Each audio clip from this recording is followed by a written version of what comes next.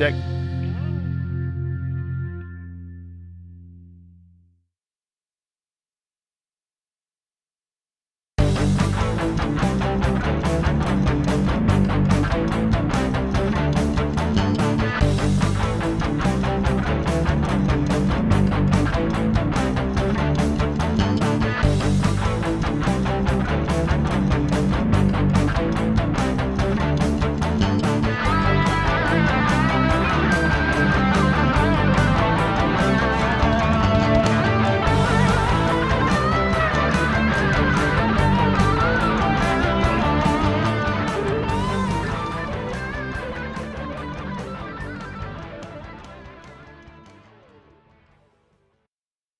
And now for something completely different.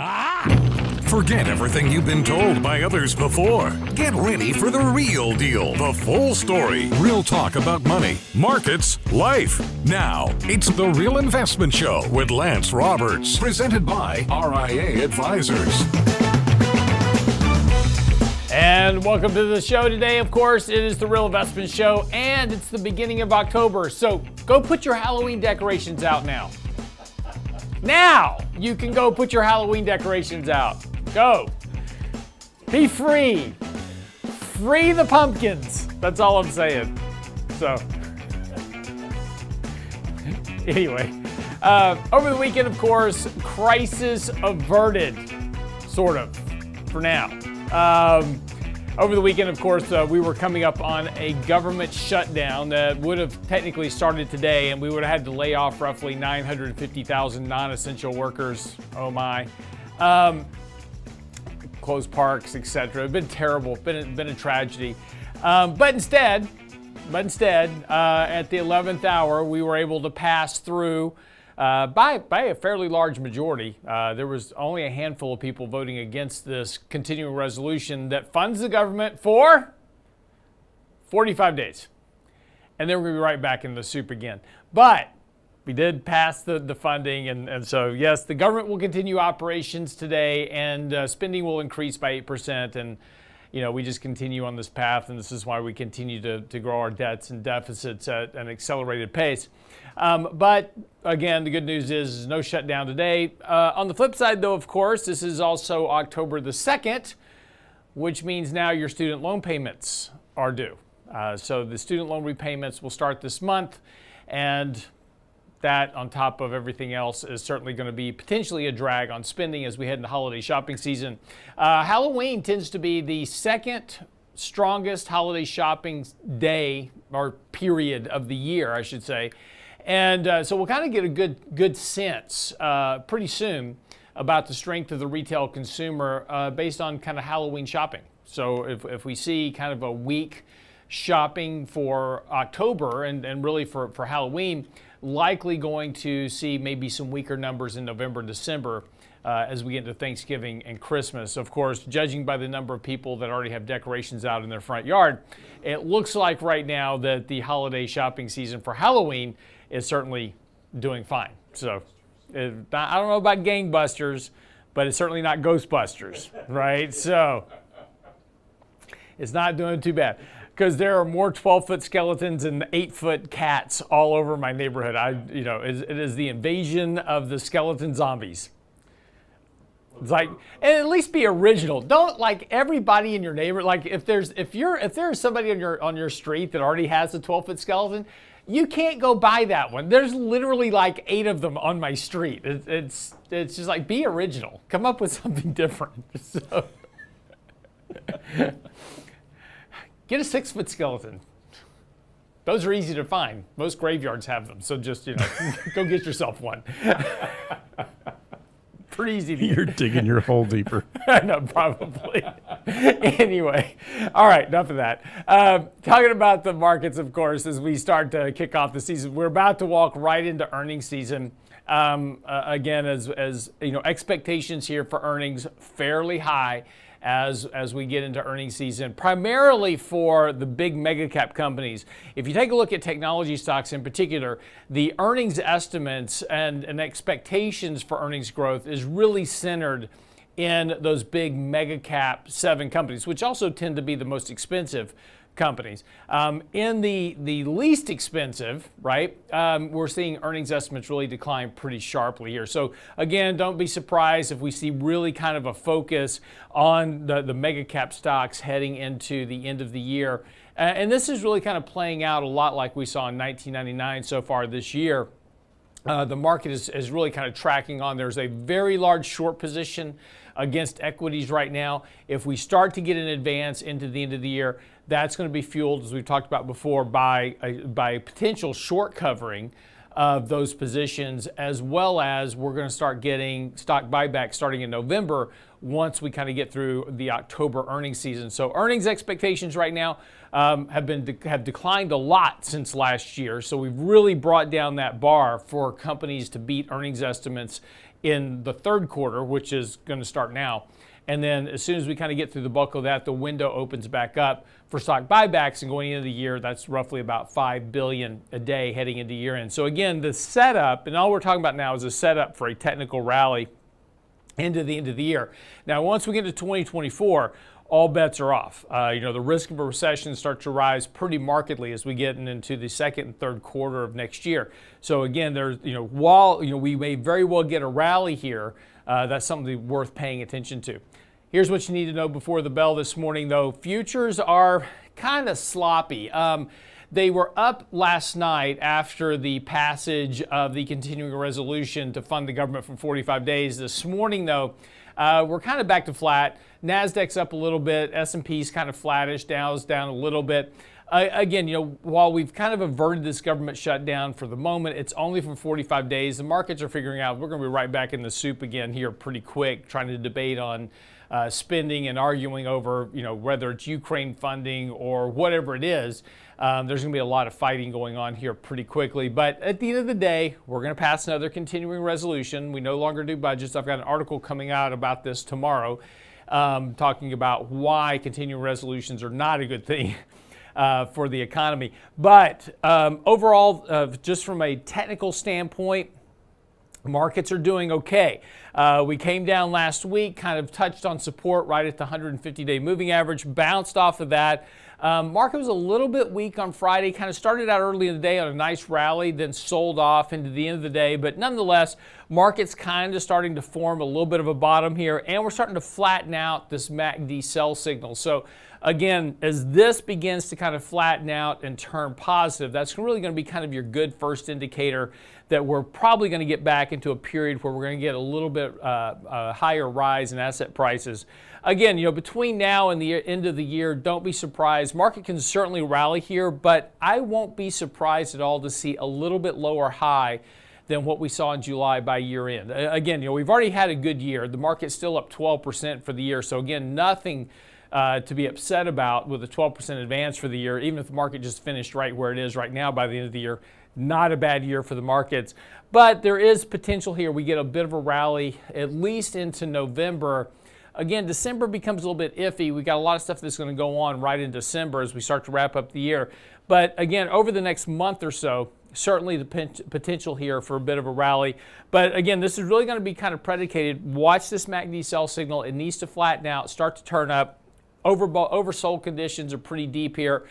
Equity positioning, as we covered this weekend's newsletter, is also very negative. So investors got very negative very quickly on this decline. And so we saw a lot of exposure getting taken off of the markets. Of course, a lot of shorts being put onto the market. That's all going to provide fuel. If this begins to reverse, that all provides the fuel to help lift asset prices into year end. So again, don't be surprised here that we get a rally. I was talking about this over the weekend, got a lot of hate email from people going, the market's going to go to lower. It could be, yes, absolutely. Markets can always do things you don't expect, but from a statistical basis and a technical basis, markets certainly look like they are still well confined in this current sell-off. What we talked about back in July, we needed this correction. We're about 8% into a 10% correction. So again, market's doing kind of exactly what you would expect here. That's the potential setup here for this year-end rally, that oversold kind of negative position. That gets money going when markets start to move higher. So again, this is a tradable opportunity. We're not saying, hey, the bull market's back forever, so don't think that. We just have a tradable opportunity potentially heading into the next month or so and worth paying attention to. That's what you need to know before the bell this morning.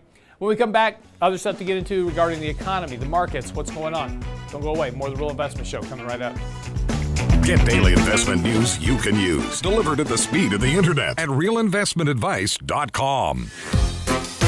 The Real Investment Show YouTube page has all of our videos ready for your easy access. From 3 minutes on markets and money to each day's radio shows like Technically Speaking Tuesday, Financial Fitness Friday, and the latest analysis from Lance Roberts and Michael Leibowitz. Subscribe and bookmark our YouTube channel for The Real Investment Show, or just click on the show links at realinvestmentadvice.com.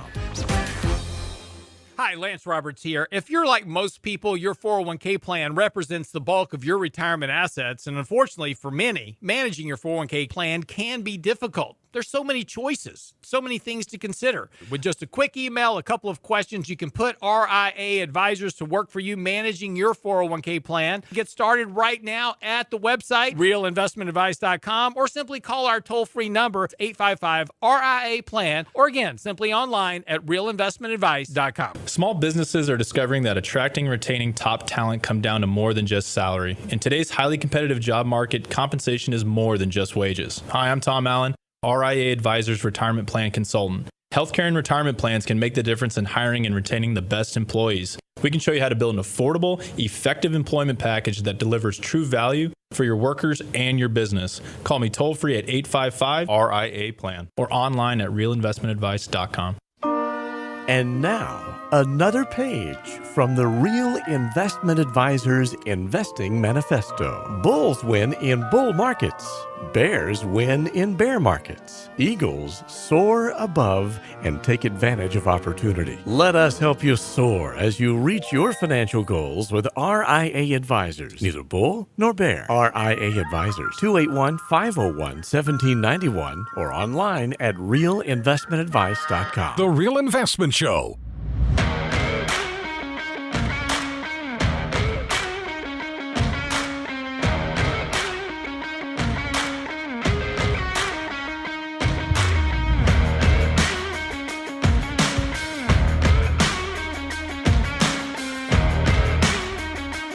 Welcome back to the show this morning. So again, as I said, kind of over the weekend, prices averted, right? Everybody was worried about this economic shutdown. Again, you've always got to be a little careful with these headlines because they always tend to push the most dire of outcomes, right? We talk about this every time there's a debt ceiling debate, right? Oh, we're going to default on our debt. The world's going to end, blah, blah, blah. And, it's never the case. And that's because during a government issue, right, like a debt ceiling, mandatory spending gets paid. It's the discretionary spending that is a bit more problematic. The problem is you have to look at the budget to understand what's going on. So when you take a look at the budget, mandatory spending is about 84% of the overall budget.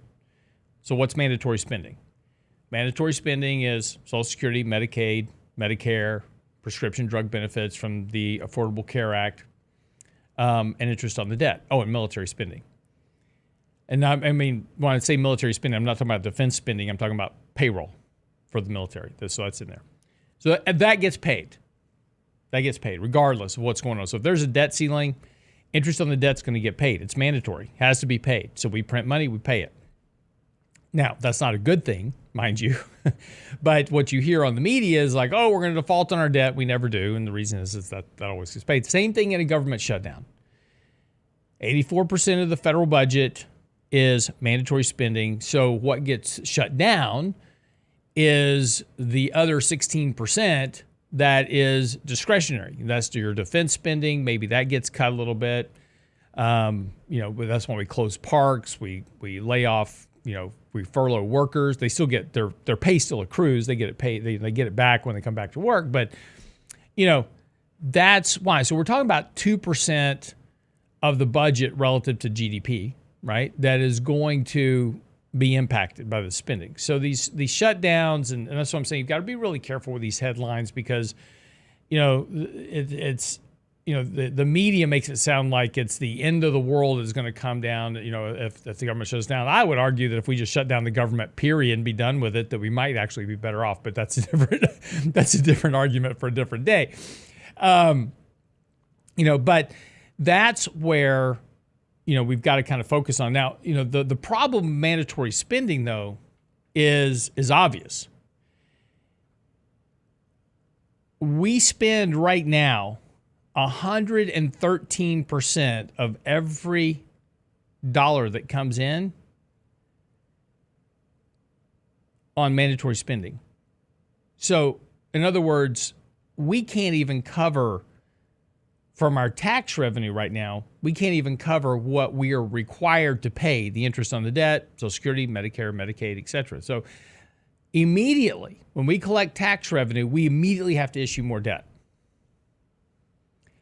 And again, this doesn't include all the other spending that's out there, education, defense spending, all that is discretionary. And so that's all got to be done out of debt too. And this is why the debt just continues to increase and why we continue to have an increase in the deficit at a rather rapid pace. And things just, the concern, right? How did we go from $9 trillion to $33 trillion in debt in just, 3 administrations? It's just phenomenal how fast the debt is accumulating. And there's certainly a lot of concern over it. But again, despite the concern, it's important to keep this in perspective, right? And so it's like there's a lot of articles about, and a lot of, commentaries like, the end of the world is coming because we have all this debt. It's not good, okay? Mind you, the increasing debts and deficits are not good. They equate to slower economic growth.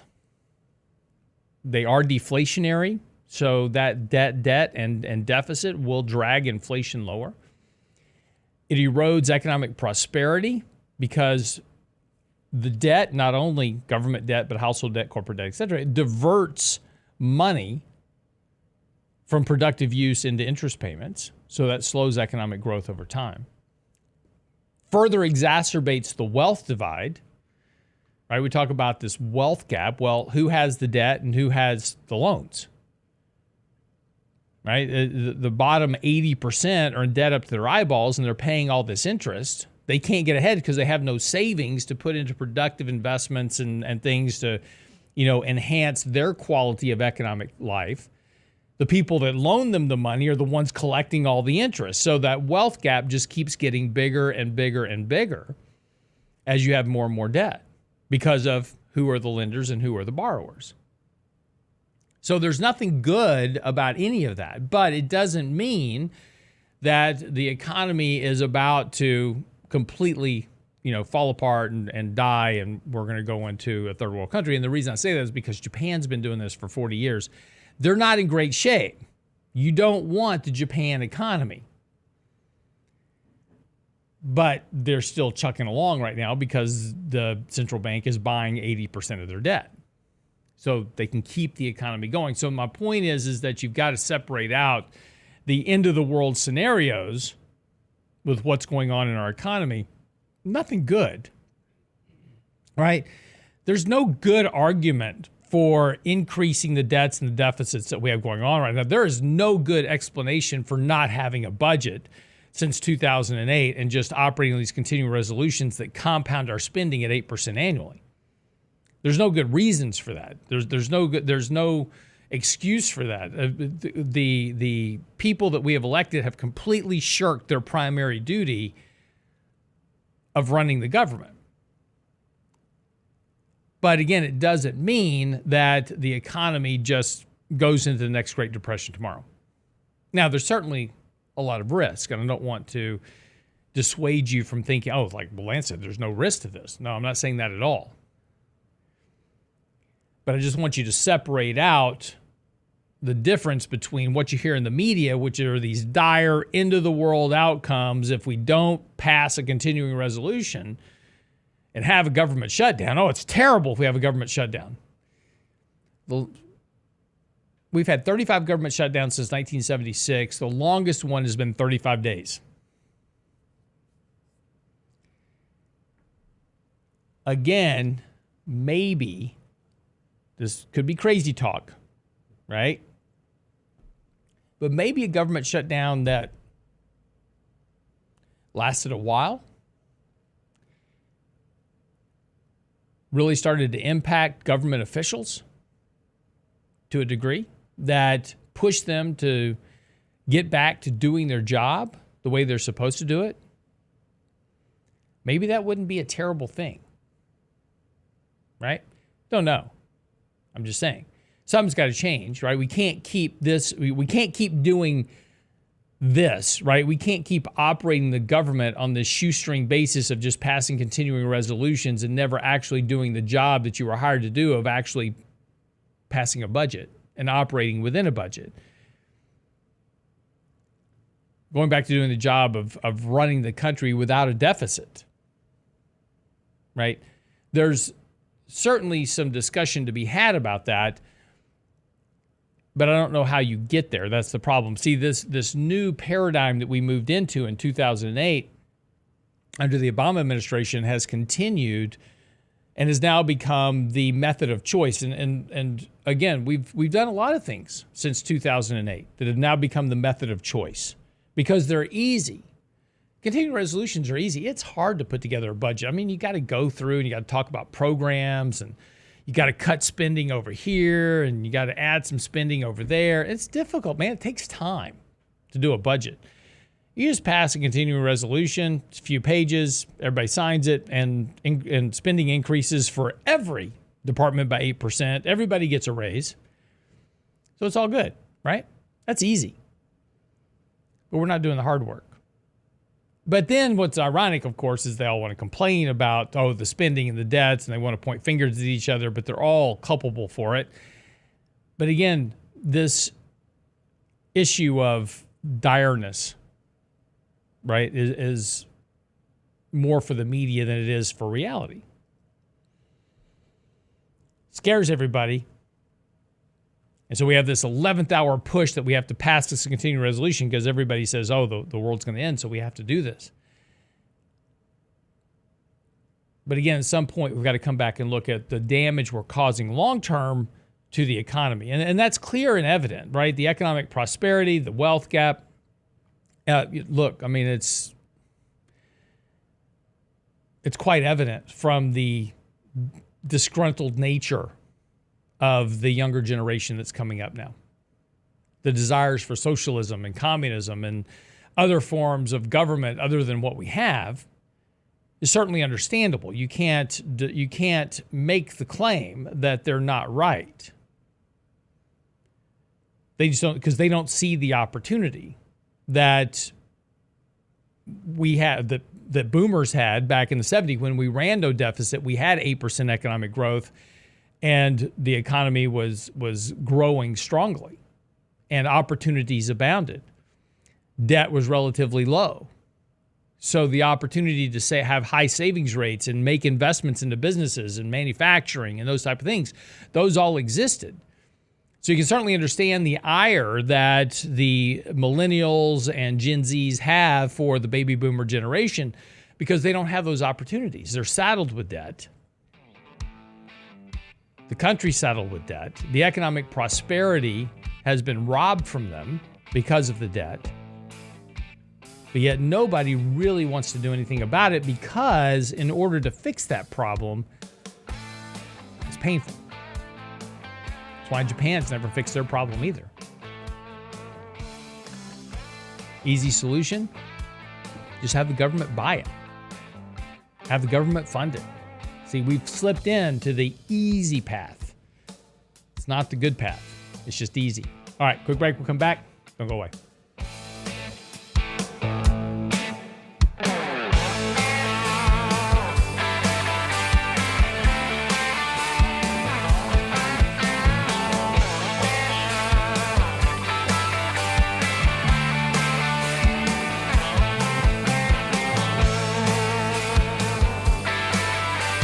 The Real Investment Advice blog. It's required reading for the informed investor. Catch it today at realinvestmentadvice.com.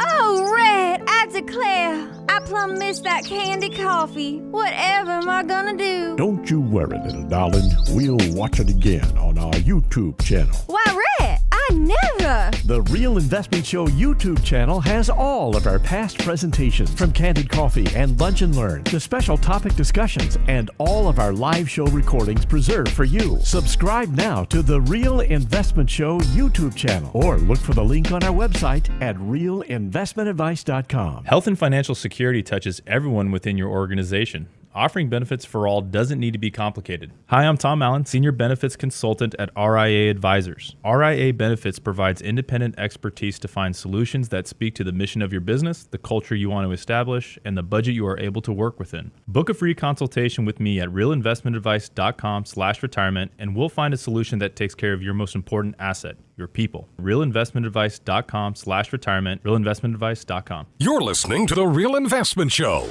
In 1999, a parafiduciary group of financial advisors were busted by corporate giants for trying to operate in their clients' best interest.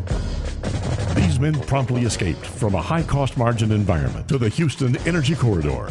Today, still excoriated by their former employers, they survive as protectors of others' fortunes. If you have a problem about preserving capital, if no one else can help, and you can find them right here, maybe you should hire the RIA team. Can't catch the whole show now? Listen to our podcast later at realinvestmentadvice.com. Part of the problem of the average American is that we've just chosen to live well beyond our means. Basically, you can buy anything you want out there on a payment. You need new underwear? Go get it on a payment plan. Underwear can be expensive. If you buy some Jimmy John's, they're not cheap. Jimmy John's. And Sandwich the point underwear? is, What is this? But Tommy John's, thank you. The Real Investment Show podcast That's why I just don't wear underwear. It's too expensive anymore. at realinvestmentadvice.com. Going commando is going to become a new thing for the poor people. It's going to be a... And now, another page from the Real Investment Advisors Investing Manifesto. Manage risk and volatility rather than trying to manage gains. You don't have to be right all the time. Long-term investing success is a 70% gain. Let us help you reach your financial goals with RIA Advisors. Neither bull nor bear. RIA Advisors, 281-501-1791, or online at realinvestmentadvice.com. Real Investment Show podcasts are now available from Stitcher Smart Radio at Stitcher.com. Hi, Lance Roberts here. If you're like most people, your 401k plan represents the bulk of your retirement assets. And unfortunately for many, managing your 401k plan can be difficult. There's so many choices, so many things to consider. With just a quick email, a couple of questions, you can put RIA Advisors to work for you managing your 401k plan. It's a quick and easy application. Just simply click Ask a Question at realinvestmentadvice.com or give us a call at 855-RIA-PLAN. That's realinvestmentadvice.com. The Real Investment Show YouTube channel has all our videos ready for your easy access. Now with the new and improved Before the Bell reports, plus each day's radio shows. Subscribe and bookmark our YouTube channel at realinvestmentadvice.com. You're listening to The Real Investment Show.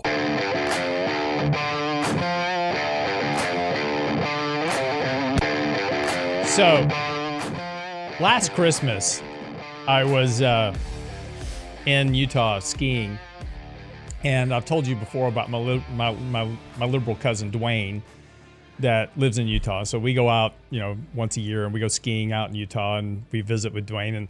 And I told you back then, and we have a lot of new viewers, so I kind of have to catch you up on the story, right? Because it's going to be about that time of year again. So I told you the story about it. He gave me a present here for the show, which was this bobblehead of himself, which says, you probably can't read the bottom, but it says, "My number one liberal fan," right? And has his little Texas Tech hat, University of Texas hat on. I forgot my daughter was Tech.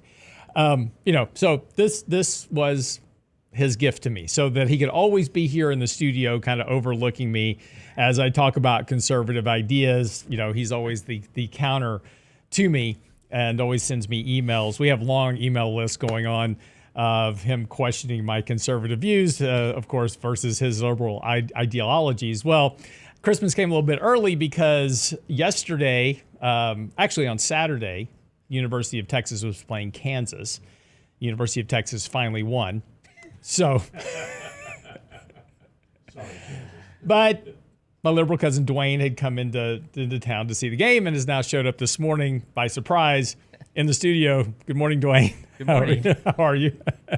So he even brought his University of Texas hat with him. So there we go. I did. So what? Well, I'm here on behalf of the family. Okay.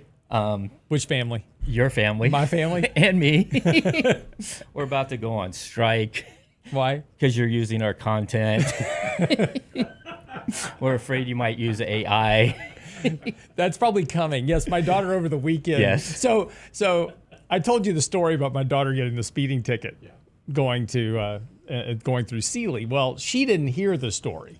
She didn't know this story existed until my loudmouth liberal cousin over here was having dinner with her and said, and she's like, oh, I've got to go back to, she came into town this weekend too to come visit Duane. And so she was in town. She had to leave on Saturday to go back to school. And so as she's getting ready to leave, Duane goes, yeah, and be sure to slow down in Sealy so you don't get a ticket.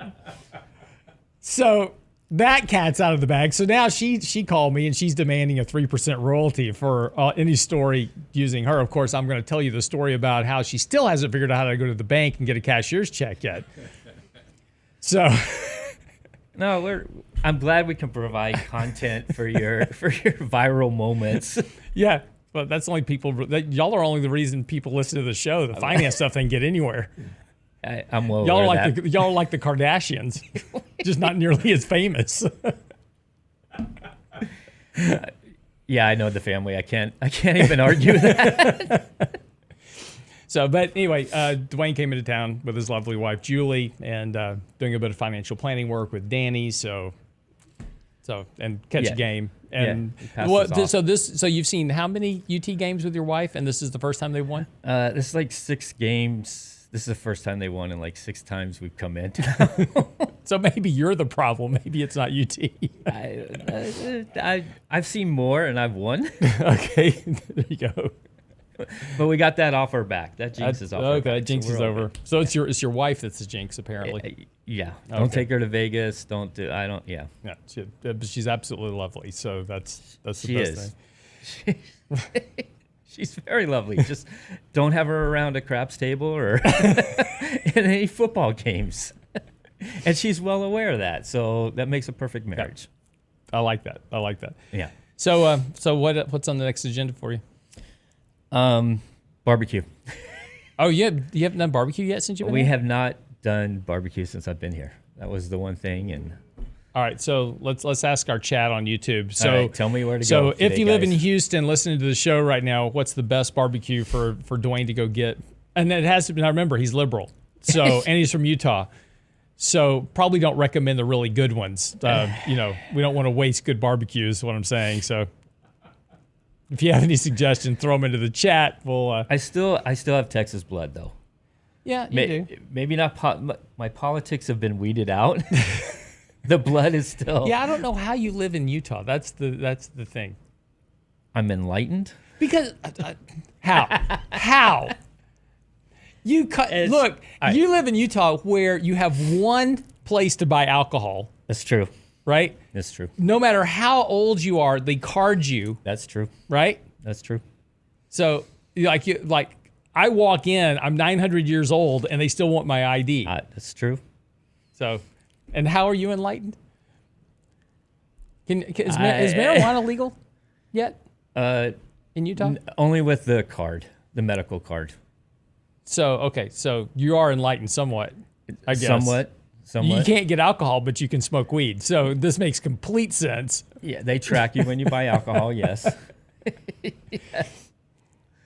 So James said, sorry, Duane, he lives in the Northeast, so he's got no good barbecue recommendations for you. Okay. No help here, Cape Cod. Yeah, y'all are a lot of help in the chat this morning. Thanks, appreciate it. Dan, Texas Roadhouse, good suggestion for barbecue. I like that. I don't think so. Texas Roadhouse? Yeah, they serve no barbecue. Yeah, that's what I said. Again, we don't want to waste good barbecue on you. All right. I was born here. Actually, true story. This is a true story. I told you that we sold our house last July, and we sold our house in July, and we lived out in Katy at the time. So if you don't know Houston, Katy is a suburb of Houston. And so we sold our house and we moved into town closer to the office, and we rented a house while we were looking for kind of our next house that we're going to live in.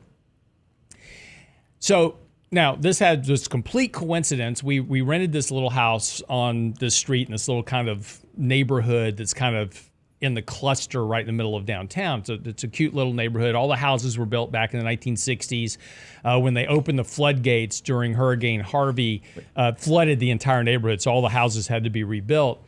But it turns out that about 2 doors down and across the street from this house that we rented was the house that Duane actually grew up in. Totally coincidence. Now, it wasn't close to downtown when we moved there. Yeah, it was out in the boondocks when you lived there. We had to be bussed into school because it was that far out. But yeah, I'm old. But totally coincidence. We didn't move in this neighborhood just because Duane once lived there. It's just totally coincidence. We were saying, "Oh, we live on this street," and they're like, Duane's like, "Oh yeah, we grew up there." So I knew the house exactly. Yep. So. All right, go to Ray's Barbecue Shack. Okay. This is a recommendation from Brooks. Okay. Mormons smoke weed? ? Have you been there? I love Killen's Barbecue is also another good choice. Yes. All right. Can't really deny that one. So perfect. All right. Well, so you're in town till tomorrow? We're in town till tomorrow. We're gonna fly out. Today's the grandkids gift shopping. So you got about 3 minutes before the end of the segment. So any comments on conservative? We're talking about the government shutdown. Any thoughts on the government shutdown? We averted it by continuing resolution for 45 days. It's a kick the can down the road. That's a conservative idea. No. I don't want to blow too much of your cover here. No, I'm not. You're not entirely liberal? Just like 98% liberal? Exactly. With a splash of conservatism every now and then? So Target's closing stores in New York. Did you hear about this? No. So Target's closing stores in New York. Mayor Eric Adams very upset that Target is closing stores. Target says that we're just closing stores that aren't profitable, but in their byline, they said basically because, their customers are getting held up at gunpoint. So I don't blame Target. I don't care how liberal you quote are. Okay. No. Okay. No. Just making sure. Just double checking. I am. We're good. All right. So question on the chat from Iconoclast. How many wives do you have? I can only afford one. Now, if she wants another husband, I'm all down for that. But if it takes some time off. But wait, you can't. Wait, so under it's the L. What is it? It's the L. Now you LBGTQ. What is it? No. The FLDS. FLDS. Right. Fundamental Latter-day Saints. Right. Okay. So they can have multiple wives, but not multiple husbands, right? Correct. Right. So it only goes one way. I'm liberal, remember? I'm trying to be. I know you're trying to change it. I was just making it. I can barely keep up with the one I have. Gotcha. But if she needs help, then I'm past that point now where if I can get a day off, I'm all for it. I'm all for a day off. Yeah. I don't blame you. I'm sure. I keep threatening that with my wife, and she's like, "Fine, go ahead." Yeah, mine too. I think she wants the time off anyway from me. Me too. There you go. All right, buddy. All right, come back from break. We got to wrap up the show. We got to get back to work. Okay. Thanks for coming in, surprising me this morning. I appreciate it. Talk to your friend across the way. I will fire him later. So. Perfect. Great. All right, buddy. All right, All right, you. come back from the break, Thank you, and guys. we'll wrap up the show and get the market underway this morning. You're listening to The Real Investment Show. Don't go away.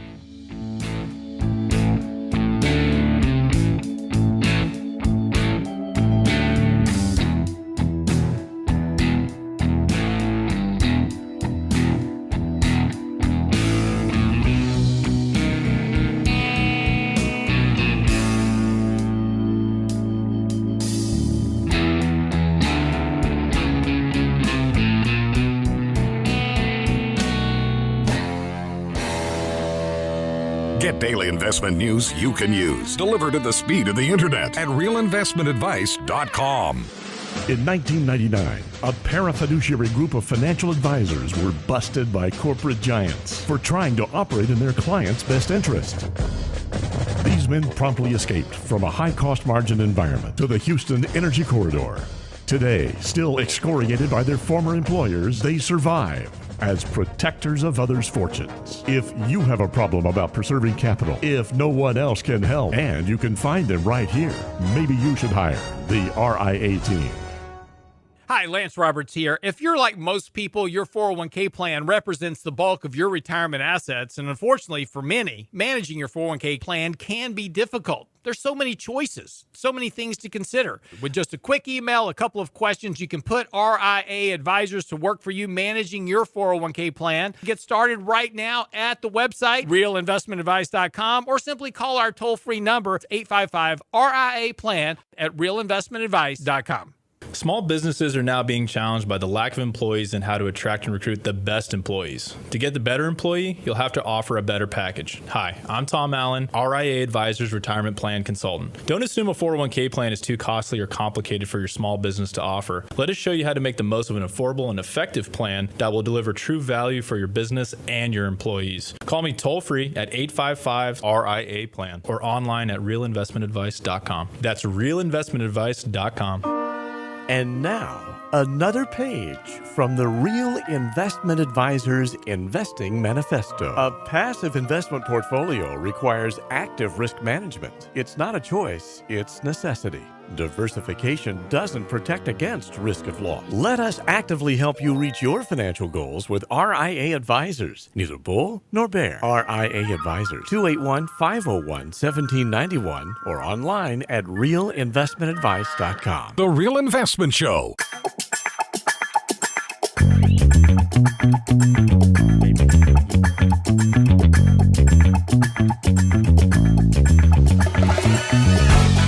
So welcome back to the show this morning. So Duane gave us gifts over the break. Does he feel sorry for wrecking the show for you this morning? So as is always the case. So if you don't know, there's a company called Black Rifle Coffee, and we've talked about the coffee company on the show before. We like their coffee. We've drank it. It's 100% veteran owned, operated, and ironically, they are based out of Utah. So Duane actually went by the actual, do you call it a warehouse? Manufacturing? Their headquarters. They went by their headquarters and picked up coffee for us. So it's the Black Rifle Coffee or Die and the 5 Alarm, and the ingredients on this, it says right here on the side, 100% coffee. So you know it's legit coffee. How did you get this? I just want to know how you got this here. In a carry-on? Yeah. We got a little attention.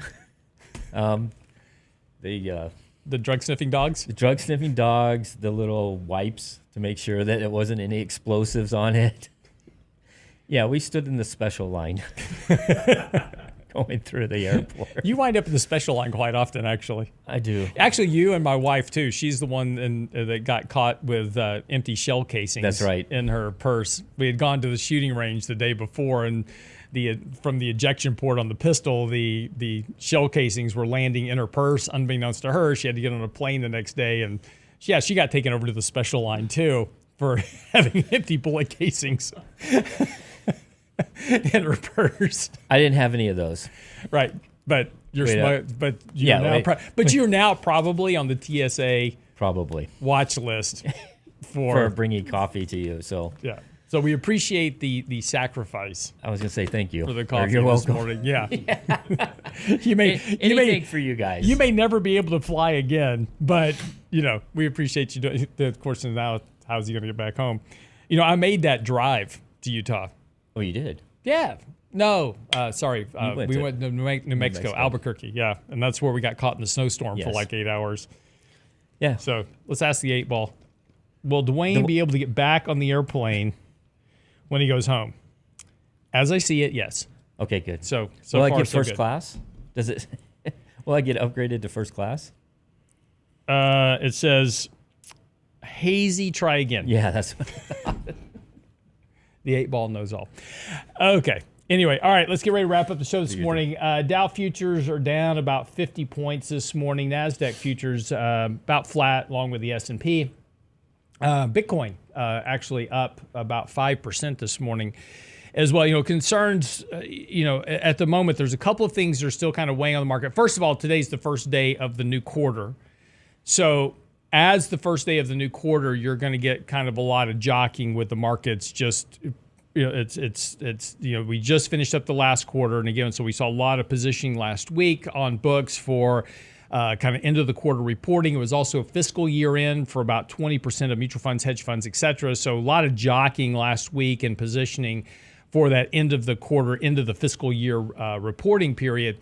So today you're going to see positions being put on, take off, et cetera. I may have put on a position to have it on my books and I take it off back today. I mean, that's completely, able to do that.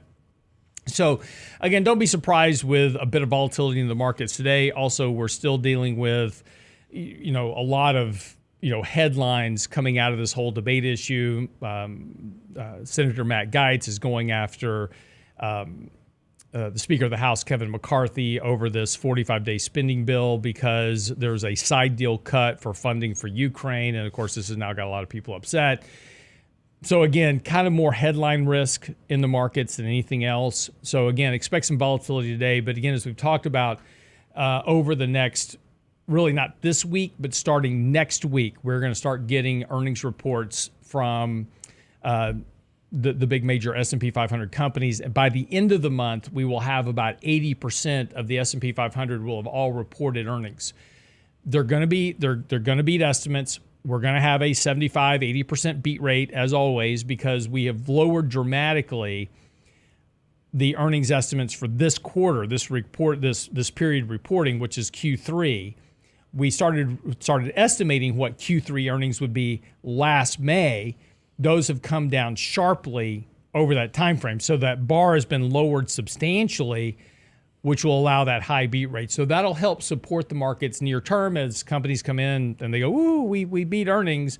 But if you actually take a look at revenue and earnings, they're going to be flat to down from last year. So again, it's just, you've always got to kind of look beyond the headline risk and look at what's going on. But again, the earnings beat, when we beat earnings and revenue, that always gives stocks a little bit of support. So again, over the course of the next few weeks, we could have some volatility here, but probably you're going to get a little bit of support for the markets from those earnings. And then, as I said in the first segment, once we get past this once we get past this month and we get into November, the window opens back up for stock buybacks, which is about $5 billion a day into the end of the year. Now, none of this means that the market just goes straight up into the end of the year. Certainly, anything is possible. But once we get into the first couple of weeks of December, you've got another big fiscal year end for mutual funds, hedge funds, et cetera. And they're going to be having to make their annual distributions of income and interest before the year-end reporting period. So again, that's going to be that's why generally in that first couple of weeks of December, you typically see some market weakness. And then you see the Santa Claus rally, which is post-Christmas and post that kind of 2-week distribution period. Everybody's putting positions back on their books for end of the year reporting. So again, that's just kind of the outlook for the next couple of months. Again, anything can change, anything can happen. There's certainly anything any prediction beyond Friday doesn't have a whole lot of validity to it because there's a ton of things that happen. Again, this 45-day spending bill, we're going to be right back into talking about a government shutdown in November.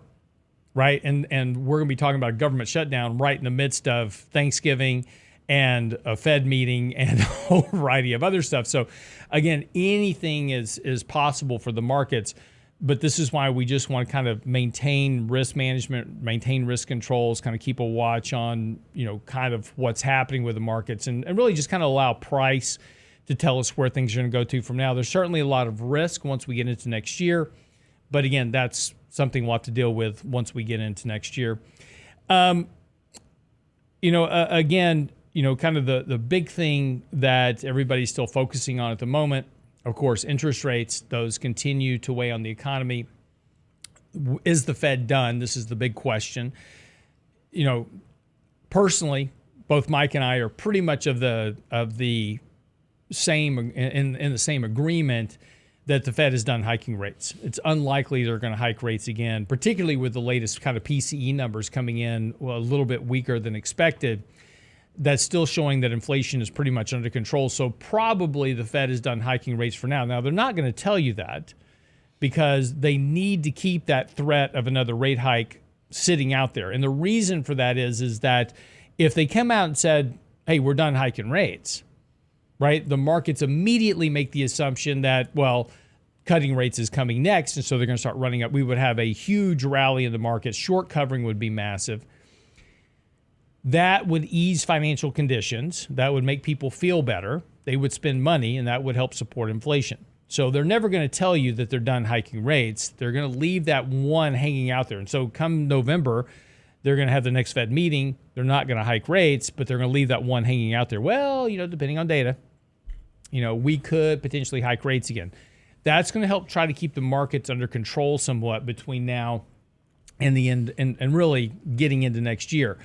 Then once we start to see that lag effect from all these rate hikes actually start to impact the markets, the economy, starting to see things really start to slow down, the threat of recession picks up, then it will become apparent to the markets that the Fed is now done hiking rates, and the anticipation will be for the next rate cuts. So we'll move to that phase sometime next year, but there's also, other impacts from that as we get there as well, because the markets will have to deal with a recession, potentially weaker earnings growth, those type of factors. So again, that's just going to be, once we get into next year, this is just going to be a bit more cloudy as we start to get out there in terms of what it is. But at the moment right now, interest rates remain kind of the key conundrum for the markets. How long can interest rates remain where they are because of the negative impact it has on consumption and spending and savings and these type of things for individuals, particularly when you see the impact of what happens with credit card rates in particular, where a lot of households have a lot of their debt is on credit cards. That interest payment goes up rapidly. And, we're seeing some of the highest levels of interest payments on credit cards that we've seen in decades right now. And of course, that's more diversion from incomes. And here's kind of the interesting thing. If you take a look at real incomes have continued to rise. And that's incomes after inflation. So real incomes continue to grow. Real disposable income, however, is dropping and has been dropping for 3 months in a row now.